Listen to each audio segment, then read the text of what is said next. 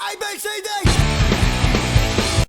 Hello, happy campers. Hello, Spike, Chris. and the show is still geeking out. Like and, always. And here we go again, like we don't know any better by now. We should have learned better by now, but no. He's judging me. He should be. He judges us all. Anyway, so what it is, Chris?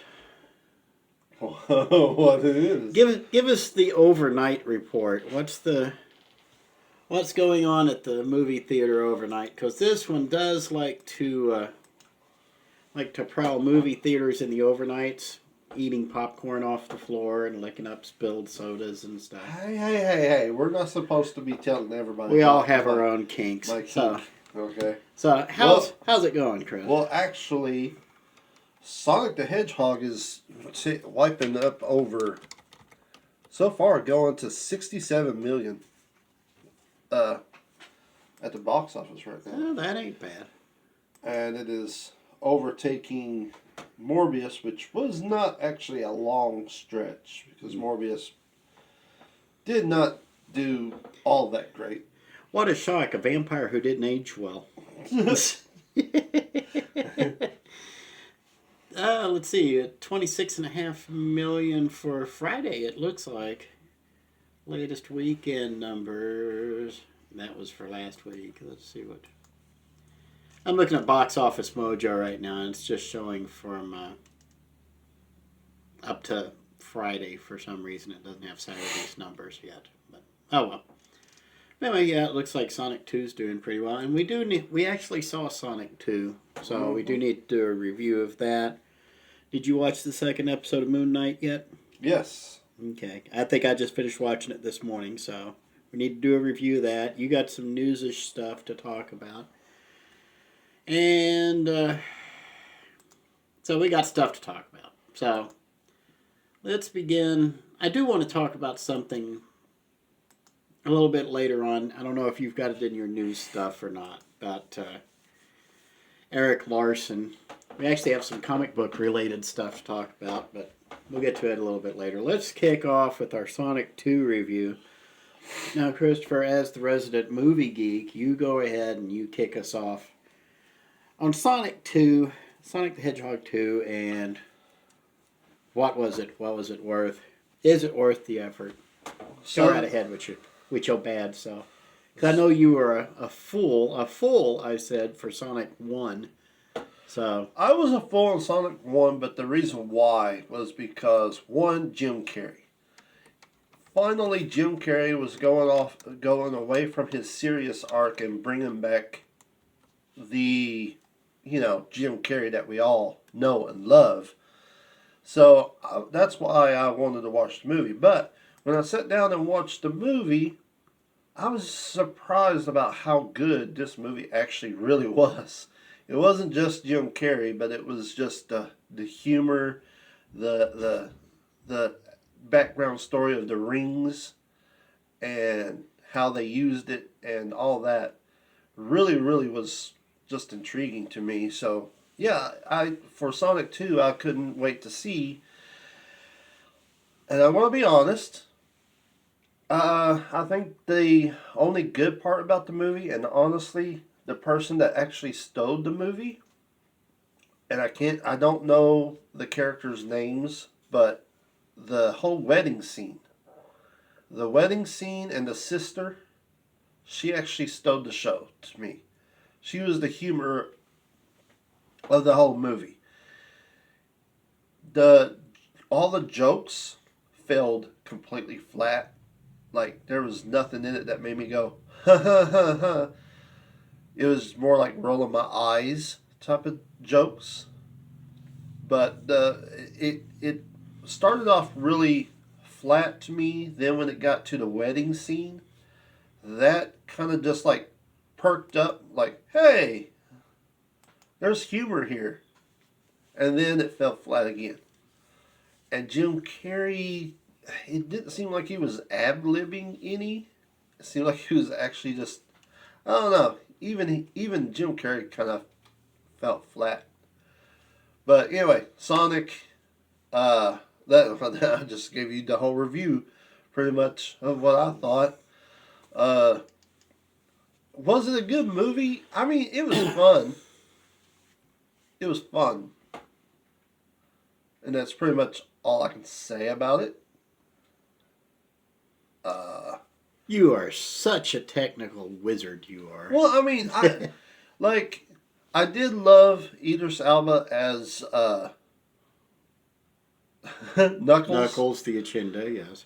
Knuckles' attitude, he was actually kind of funny, but he had the whole Drax from Guardians of the Galaxy type of humor to him, where it's like he didn't understand certain jokes or things like that.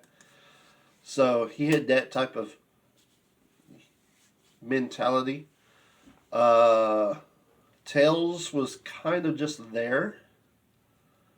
A little annoying, but not annoying enough. But yeah.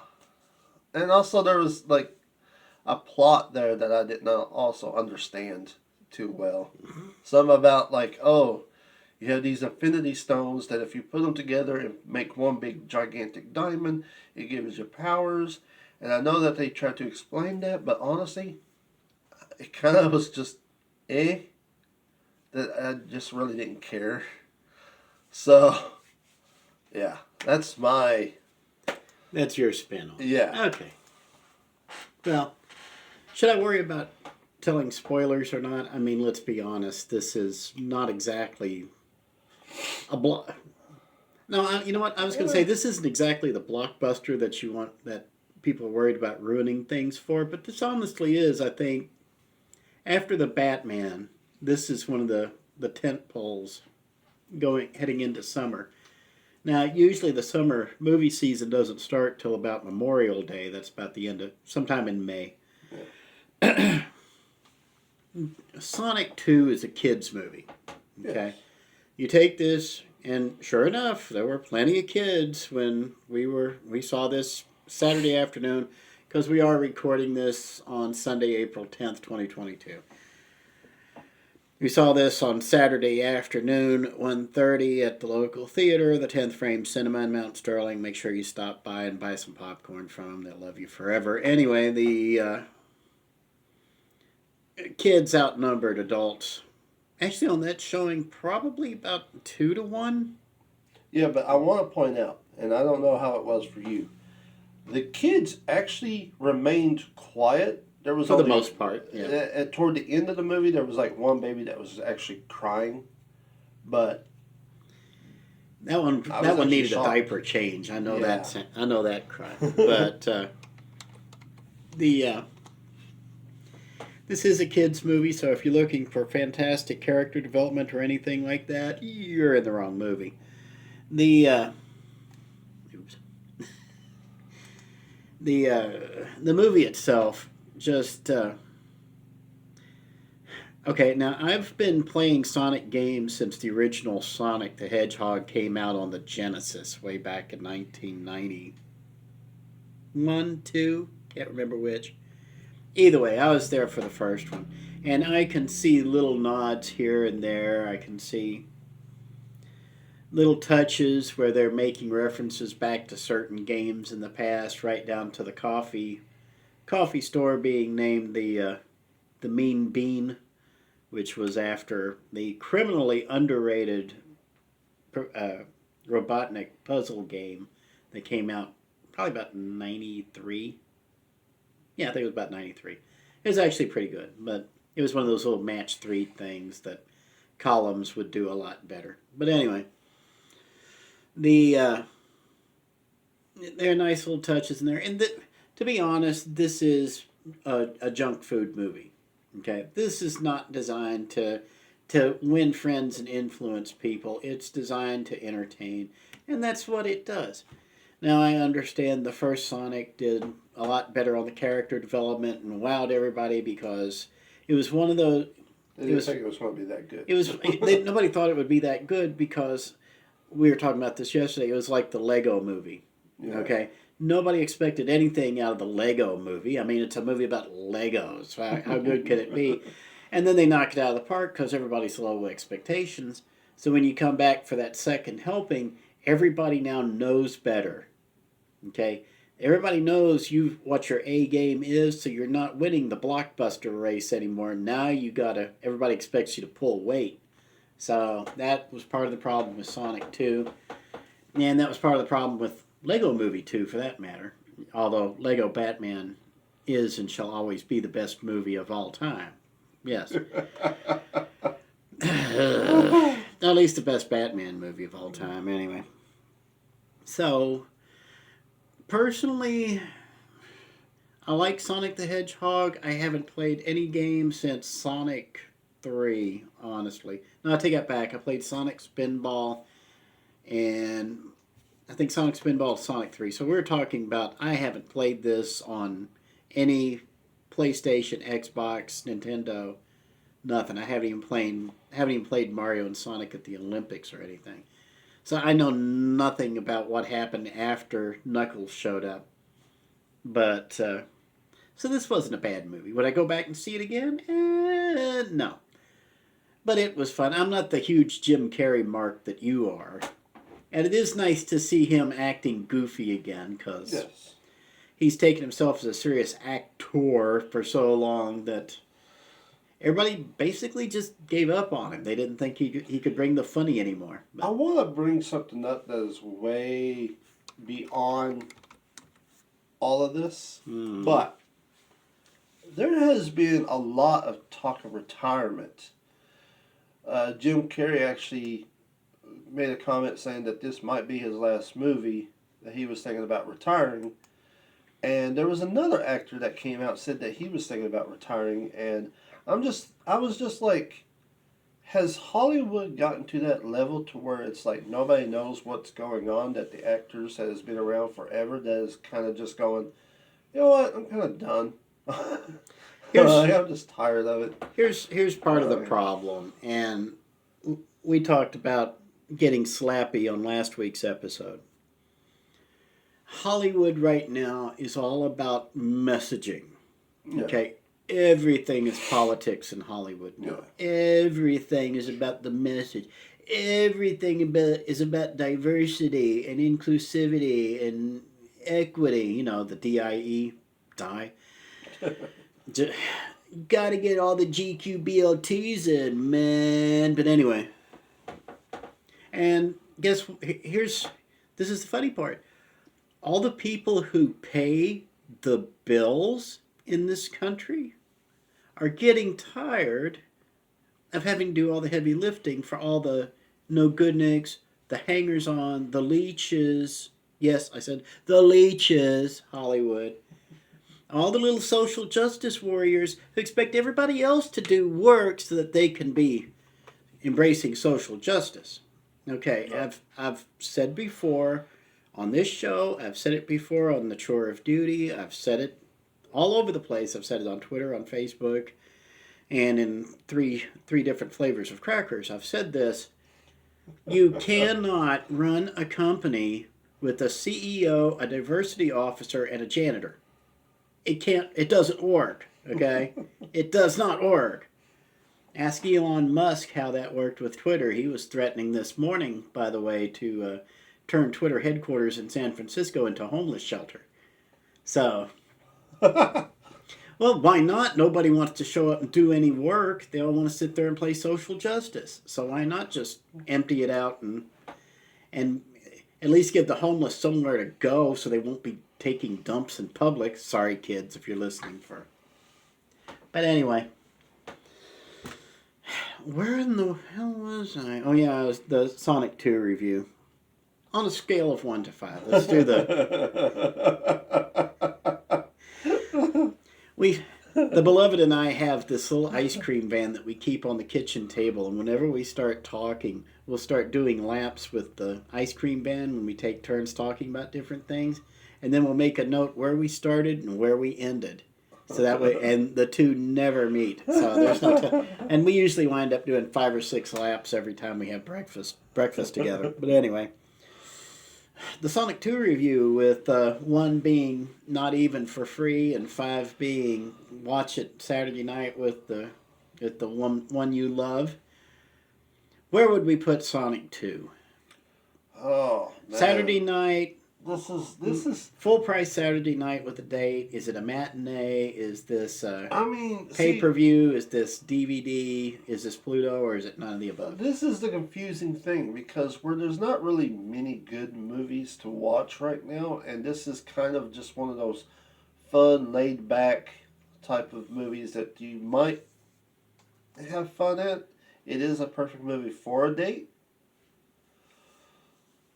but it falls from just, don't have nothing to do on a Saturday, so I'll go and watch it, to I'll wait for it to be on television to watch it type of. So I'll give it a 4. You give it a 4, so it's worth a matinee. Yeah. Okay, now I don't think this is a date movie unless you're like a public school teacher in California or in Florida where you're screeching about you won't be able to groom the kids anymore. Then, so if you're trying to teach like kindergarten kids about your sexuality, you don't want to be macking at this movie, okay? So, let's just get that out there. Is it worth a matinee? If you have children, yes, they will love the bright colors. The god-awful mess of the wedding was a nice touch. It's a distraction. The wedding was like the only thing that I really did love about the movie, because it was just so hilarious. And the way she acted throughout the rest of the movie, it was just like, I'm going to kill somebody type of deal. It was just like, this is actually hilarious. Yeah, you should have turned her loose on Eggman. But anyway, so I would give this, if you have kids, I'd give it a 4, because you don't want these kids sugared up at night. So at 4, if you do not have children, give it a 2. Wait till it turns up on Pluto or Crackle or someplace where you can watch it for free. It ain't worth paying for. It honestly ain't. But probably falls about in line with what Rotten Tomatoes is saying this weekend for Sonic 2. You can tell this is going to be one of those movies. Now, with Rotten Tomatoes, you get the critic score, and then you have the audience score. The critics say it's fresh. It's got a 67% as we speak among 120 critics so far. Those are professional ranters there. 2,500 audience votes so far and counting. The audience score is at 97%. Yeah. But you can tell the people in the audience who saw this are going with their kids. Or they just want some nice mindless fun. Critics hate mindless movies. Yeah. This is mindless fun. Also, I will also bring up the whole that it made 67 mil yeah, I was about box to talk to you office, about which that. is like literally they're saying is the best adaptation of a movie from a video game ever made. So that's actually pretty wild. Yeah, the latest numbers, I just pulled these up on, believe it or not, the-numbers.com. Has Sonic the Hedgehog 2 now standing at $71 million for the weekend. And it's Sunday afternoon. So this is doing pretty well. Morbius has gone, well, they've pretty much fallen off the cliff. A 74% drop-off last week. They've pulled $10.2 million. They're now standing at a $57 million take. Which, for a movie about a C-list Spider-Man supporting character that doesn't get a whole lot of play and isn't really known outside the comic book industry, that's pretty good. I would still rather wait and see the zombie film if they ever come out with it. Remember Zombie, X-O-M-B-I? No. That was the one from Milestone Media about the Asian American nanotechnologist. He winds up getting grievously injured, but he's infected with his nanobots, and what they'll do is they'll go out and find something biological to break down and use the components to rebuild him. That's how he killed his wife. Okay. That would be a much more fun movie than Morbius, I would think. But hey. And Morbius is one of those movies that I kind of want to see it just because all the critics are talking smack about it. But I don't even know what the like the scores are and stuff, because I believe beep, I believe that Morbius is pretty much got skewered by the critics. There it is. 17% from the critics, 70% from the audiences, which is actually way down from Well, last weekend. But well, just face it, okay? I think the reason why audience score got 70% is because it's gotten to that rule factor now that you have to watch a Marvel movie to know what's going to happen in the next Marvel movie. You know? you think that's what it is? I'm pretty sure that's what it is. It's one of those things where it's, you know that there's going to be things in there and you have to like, okay, so this is what's going to happen in the next one and stuff like that. Yeah.